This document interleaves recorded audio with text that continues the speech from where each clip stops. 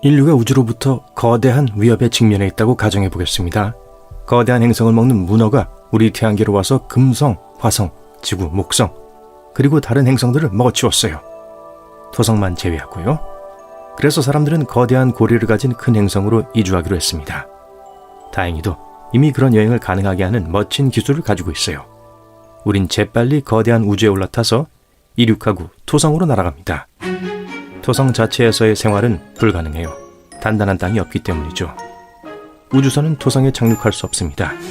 토성은 지구보다 9배 더 넓은 거대한 가스공입니다.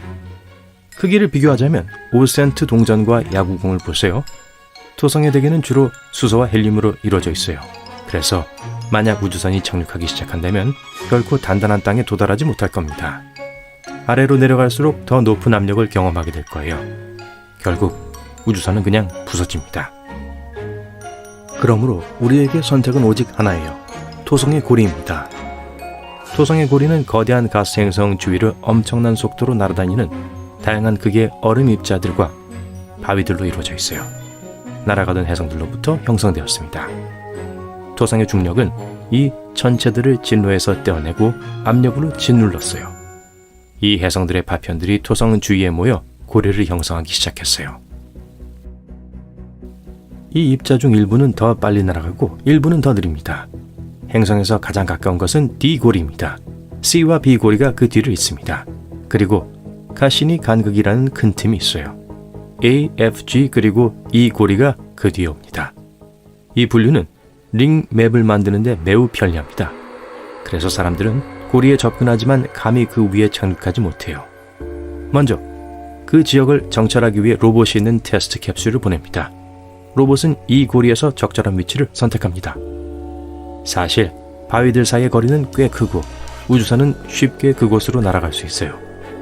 작은 입자들, 집 크기의 거대한 바위들, 산 크기의 해성들이 있습니다. 첫 번째 로봇은 빠른 속도로 큰 바위로 날아갑니다. 이때 야구공 크기의 돌이 로봇의 몸을 관통합니다. 또 다른 로봇이 충돌하는 두 개의 바위 사이에서 박살이 납니다. 세 번째 로봇은 날카로운 고드름에 비를 맞고 부서집니다. 우주선에는 대규모 공학 작업장이 있어요. 그래서 새로운 캡슐과 새로운 로봇을 만듭니다. 이번에는 더 내구성 있는 재료로 만들어졌어요. 그래서 로봇들은 다시 큰 바위에 도달합니다. 몇 개의 입자가 충돌하지만 갑옷을 뚫지를 못합니다.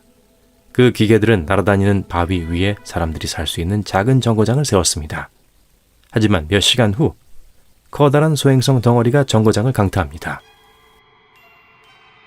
다른 전략이 필요해 보여요. 거대한 우주선은 이 고리의 전체 영역을 스캔하고 수십억 개의 돌의 궤적을 계산합니다. 오랜 계산 끝에 사람들은 마침내 이 혼란 속에서 오랫동안 온전하게 유지될 완벽한 장소를 찾습니다.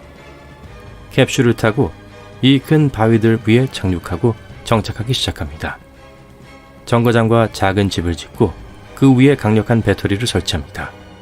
토성은 태양으로부터 9.5 천문단이 떨어져 있어요. 1단위는 태양에서 지구까지의 거리입니다. 토성은 꽤 추운 곳이에요. 그래서 얼음이 이렇게 많이 날아다니는 거죠. 어떻게 하면 모든 것을 데울 수 있는 에너지를 얻을 수 있을까요? 큰 우주선에는 에너지의 양이 너무 적습니다. 게다가 태양으로부터의 거리가 너무 멀기 때문에 태양 전지파는 비효율적입니다.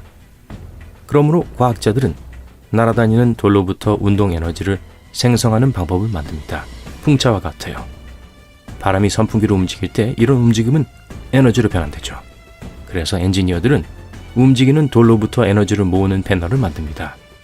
하지만 토성의 중력이 바위를 계속 움직이기 때문에 바위의 속도를 늦추진 않습니다. 따라서 사람들은 거의 무한한 에너지원을 얻어요.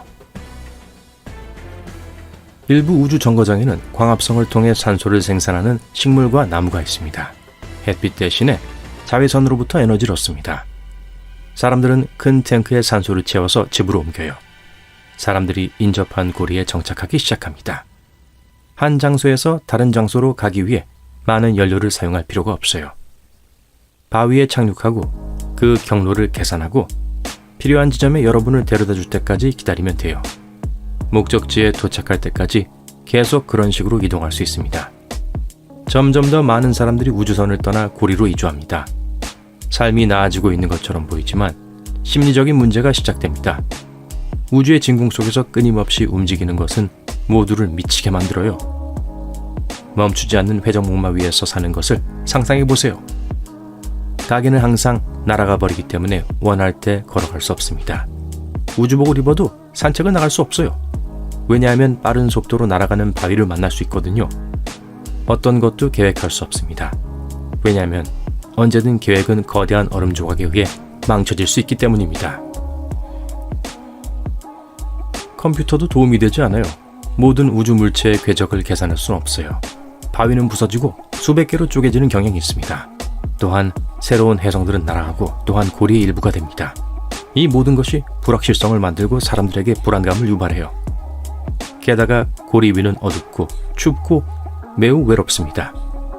우주 물체 위에 기지를 짓는 것에 대해 생각해 보세요. 하지만 여러분의 친한 친구는 몇 킬로미터 떨어진 다른 천체에 착륙합니다. 그리고 거대한 고드름이 그 바위에 충돌하여 속도를 높입니다. 며칠 후 친구는 너무 멀리 떨어져 있어요. 이런 일이 항상 일어납니다. 삶을 바꿀 수 있는 유일한 방법은 토성의 위성 중 하나에 정착하는 것입니다. 토성에는 83개의 위성이 있어요. 이미 63개로 확인하고 이름을 지었으며 나머지 20개의 존재는 아직 확인되지 않았습니다. 모두 다른 세계 같아요. 그중 일부는 사람이 살 수 있을지도 모릅니다. 가장 좋은 후보는 타이탄입니다. 그곳에는 물이 있을 수도 있고 대기압은 지구의 1.5배밖에 되지 않아요. 대기는 질소와 약간의 메탄으로 구성되어서 타이탄의 상층부에 탄소 스모그를 형성합니다. 이런 이유로 지구에서 이 달을 연구할 수 없어요. 하지만 가장 멋진 것은 타이탄이 토성의 고리 밖에 있다는 것입니다. 사람들이 그곳에서 조용한 삶을 살 수 있다는 것을 의미하죠. 우리의 달과 같은 분화구로 뒤덮인 위성 피비도 있습니다. 이 거대한 천체는 거대한 운석에 더 가깝습니다. 사람들은 어디서 새로운 삶을 시작할 것인지에 대한 많은 선택권이 있습니다. 토성 근처의 우주선에서 보낸 몇백 년 동안 인류는 위성에 대한 모든 것을 알게 되었어요. 하지만 왜 그들은 고리 위에서 살려고 했을까요? 왜 처음부터 달에 착륙하지 않았을까요? 왜냐하면 그러면 이 비디오는 덜 재밌고 훨씬 더 짧을 것이기 때문이죠. 하지만 만약 우리가 처음부터 토성의 고리 안에서 태어났다면 어떨까요? 물이 얼어붙은 거대한 운석이 행성의 중력에 잡혔다고 가정해 봅시다. 얼음 안에는 가장 단순한 생명체들이 있었어요. 그러고 나서 이 생명체는 더 발달된 형태를 얻기 시작했습니다. 그 큰 바위가 수억 년 동안 손을 대지 않은 채로 남아있다고 상상해 보세요. 그리고 이 기간 동안 인간이 나타났습니다. 하지만 물론 그곳에서 인간은 매우 다를 거예요. 첫째, 중력을 경험하지 않을 것입니다. 더 키가 크지만 더 약할 거예요. 사람들의 피부는 빛이 부족해서 창백하겠지만 추운 온도 덕분에 매우 튼튼할 것입니다. 우주에서 날아다니는 얼음 입자와 모래 알갱이들은 사람들의 피부를 거칠게 만들 거예요. 그러한 생물학적 갑옷을 입고 중력이 없다면 음식과 물을 찾아 한 바위에서 다른 바위로 뛰어다닐 겁니다. 그런데 그것이 주요 문제가 될 수 있어요. 어떻게 사람들이 우주의 진공 속에서 산소 없이 살아남을 수 있을까요? 어디서 음식을 얻을까요? 토성의 고리는 생명체가 없고 위험한 장소입니다. 만약 그곳에 가장 단순한 형태의 생명체조차 없다면 인간과 같은 복잡한 생명체는 어떻게 나타날까요? 따라서 이론적으로도 그곳에서의 인류의 등장은 불가능할 것입니다.